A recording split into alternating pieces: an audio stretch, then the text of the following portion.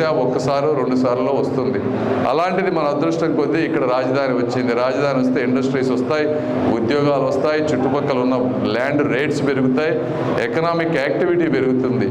ఇలాంటి ప్రాంతాన్ని వద్దనుకొని 3 ముక్కలు చేసి ఏ ముక్కకి కూడా న్యాయం చేయకుండా ఆయన ప్యాలెస్ కట్టుకున్నాడు. కానీ వైజాగ్లో బంగారం లాంటి ఆ కొండ అక్కడ పోతే అద్భుతంగా ఉండేది. పచ్చని చెట్లని ఇష్టం వచ్చినట్టు నరికి ఒక 500 కోట్ల రూపాయలు ఏదో ఒక 1000 సంవత్సరాల క్రితం రాజులు ఎలా అయితే కట్టుకుంటారో అలా ఒక ప్యాలెస్ కట్టుకొని అంటే ఎవ్వరు ఆయన దగ్గరికి రాకుండా, ఆయన ఎవ్వరు ఏవి అటాక్ చేయకుండా అలా మాదిరిగా కట్టి కనీసం ఇక్కడ కట్టి నీళ్ళని ఇవ్వకుండా రోడ్లన్నీ పిచ్చి మొక్కలకు వదిలేసి ఇట్లాంటి దుర్మార్గ రాజకీయం చేస్తూ ఉన్నారు. పోనీ అదంతా వదిలేద్దాం అనుకుంటే మళ్ళీ ఇప్పుడు ల్యాండ్ గ్రాబింగ్ ఈ యాక్ట్ ఒకటి తీసుకొచ్చారు. మిమ్మల్ని అందరినీ ఒకటే అడుగుతున్నా, అసలు ఎందుకు ఈ చట్టం? ఏదైనా ఒక బిల్లు కానీ ఒక చట్టం కానీ తీసుకొస్తే దానివల్ల 10 మందికి ఉపయోగం జరగాలి. దీనివల్ల ఏ విధమైన ఉపయోగం? ఫస్ట్ సమస్య ఉంటే సమస్యను తీర్చడానికి చట్టం. సమస్య ఎక్కడుంది?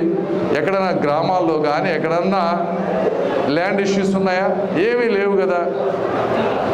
వాళ్ళు ఏం చెప్తారంటే మనం ఎక్కడన్నా హైవేలు కానీ కొత్త ఇన్ఫ్రాస్ట్రక్చర్ కానీ బిల్డ్ చేయాలనుకున్నప్పుడు ల్యాండ్ ఎక్విజిషన్కి రైతుల దగ్గర నుంచి కొంతమంది దగ్గర నుంచి ఇబ్బంది అవుతుంది, కాబట్టి ఈ చట్టం ఉంటే మాకు ఇష్టం వచ్చినట్టు మేము చేస్తామనేది వాళ్ళ వాదన. నేను ఒకటే చెప్తున్నా, ఎన్ని రోడ్లు వేస్తారు మీరు? ఇంత ల్యాండ్ కావాలి మీకు ఈ రాష్ట్రంలో? ఎక్కడో గుంటూరు పక్కనో లేకపోతే హైవే పక్కనో మీరు ఎక్కడన్నా రోడ్లు వేయాలనుకుంటే ఆ ప్రాంతాలను ఐడెంటిఫై చేయండి. చేసి అక్కడ ఏదైనా కావాలంటే ఇలాంటి చట్టాలు తీసుకొచ్చినా ఓకే, ఒప్పుకుంటాం, కొద్ది గొప్ప మీరు మీ ఆలోచన వేరు. అలా కాకుండా ప్రతి గ్రామంలో ప్రతి టౌన్లో అన్ని ఇళ్ళు, స్థలాలు, పొలాలు అన్నీ ఏది అమ్మినా కూడా మీ చేతికి వెళ్ళిపోతాయంటే అసలు మీకు ఏం క్రెడిబిలిటీ ఉంది? అసలు గవర్నమెంట్ అధికారులు మామూలుగా మనకు న్యాయంగా జరగాల్సిన వాటి కోసం వెళ్తేనే 5 సార్లు తిప్పుతారు వాళ్ళ డబ్బులు వాళ్ళు ముట్టేదాకా చాలామంది. అలాంటిది ల్యాండ్ రిజిస్ట్రేషన్ అయ్యి డాక్యుమెంట్లు వాళ్ళ చేతికి వెళ్తే న్యాయ వ్యవస్థ అంతా పక్కకు పోతే దీన్ని తీర్చేది ఎవరు? ఇక మనం సజ్జల రామకృష్ణారెడ్డి గారి దగ్గరికో, ఆర్కే గారి దగ్గరికో, అయోధ్య రామిరెడ్డి గారి దగ్గరికో వీళ్ళే మన ప్రధాన న్యాయమూర్తులు అవ్వబోయేది. ముందు వీళ్ళ దగ్గరికి వెళ్ళాలి.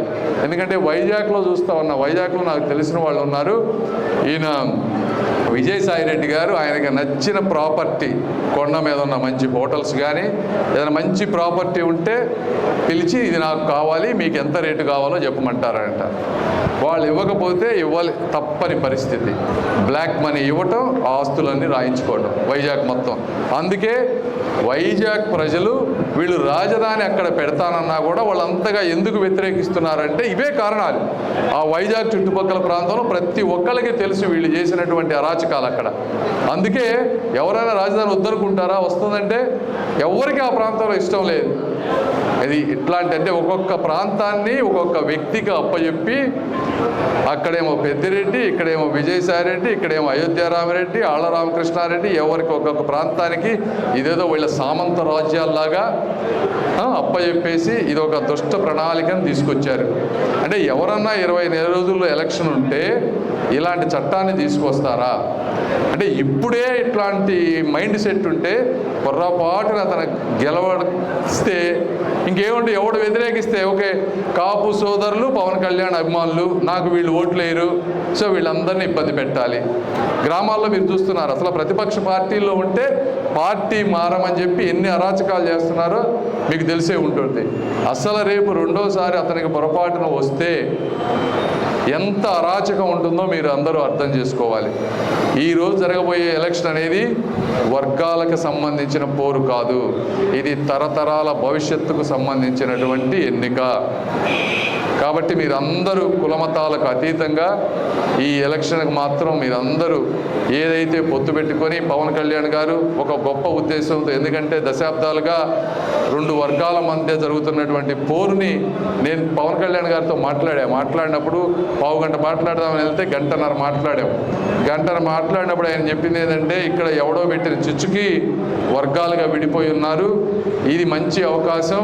మనం అందరినీ కలపగలిగితే మీరు మేము కలిసి అన్నదమ్ముల్లాగా ఈ ప్రాంతంలో చక్కగా కలిసిమెలిసి ఉండి అభివృద్ధి చెందుతారు అని ఆయన చెప్పినప్పుడు చాలా ఆనందం వేసింది. పవన్ కళ్యాణ్ గారి ఉద్దేశం గొప్ప ఉద్దేశం. ఆ ఉద్దేశానికి తగ్గట్టుగా తెలుగుదేశం పార్టీ కార్యకర్తలు జనసేనకు ఓటు వేయటం కానీ, అదేవిధంగా జన సైనికులు తెలుగుదేశం పార్టీకి ఓటు వేయటం కానీ చేస్తారని మీ అందరి ఆలోచనలో దీవెనలో మాకు ఉండాలని, మీరు గర్వపడే వ్యక్తిగా మీ వ్యక్తిగా నేను మీకు ఉంటానని, అండగా ఉంటానని తెలియజేసుకుంటూ